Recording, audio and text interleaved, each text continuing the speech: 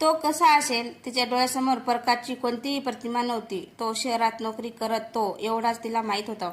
तो प्रेमळ असेल की कठोर, त्याला तिची साधी भोळी निशिगंधा आवडेल की शहरी निशीची तो अपेक्षा करेल. तिच्या मनात अनेक चित्र तयार होत होती आणि लगेच पुसली जात होती. जर तो खूप प्रेमळ, चांगला, सभ्य आणि प्रेमळ निघाला तर तिला त्याला नकार मिळवण्यासाठी अधिक कठोर भूमिका घ्यावी लागणार होती. होकार होकार मिळाल्यास काय करायचं ही भीती तिला सर्वाधिक सतावत होती. जर प्रकाशने आणि त्याच्या कुटुंबाने होकार दिला तर निशिगंधा एका मोठ्या संकटात सापडणार होती. एका बाजूला रेशमाची धमकी होती जी सत्य उघड करण्यासाठी वाट पाहत होती आणि दुसऱ्या बाजूला तिच्या आईबापाचे तुटलेले स्वप्न आणि प्रकाशच्या आयुष्याचा होणारा विध्वंस. तिला माहीत होतं ती लग्न करू शकत नाही कारण हा संबंध एका मोठ्या खोट्यावर आधारलेला असेल.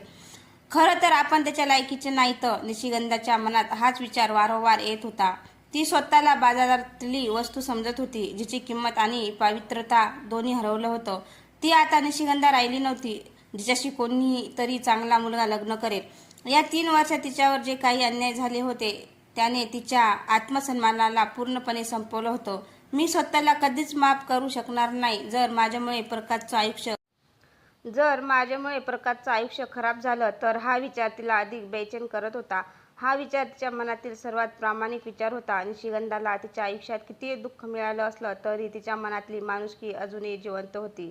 बाजारात असतानाही ती दुसऱ्याच्या भावनांचा विचार करत असे. मी उगाच एखाद्या चांगल्या मुलाचं आयुष्य बर्बाद नाही करायचं.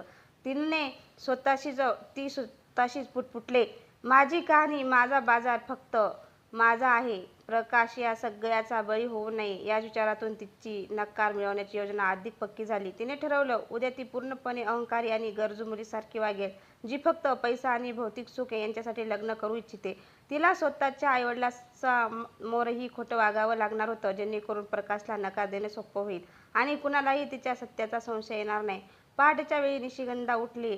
आई गाढ झोपेत होती. तिने हळूच पाण्याची बादली घेतली आणि अंगणातल्या नळावर गेली. थंड पाण्याने तिने चेहरा धुतला. आरशात पाहताना तिला पुन्हा एकदा निशी आणि निशिगंधा याचा संघर्ष दिसला. तिने ठरवलं, आज मी निशिगंधाचा खराब अवतार धारण करणार आहे. तिने तिच्या साध्या साडीऐवजी संध्याने दिलेला एक भडक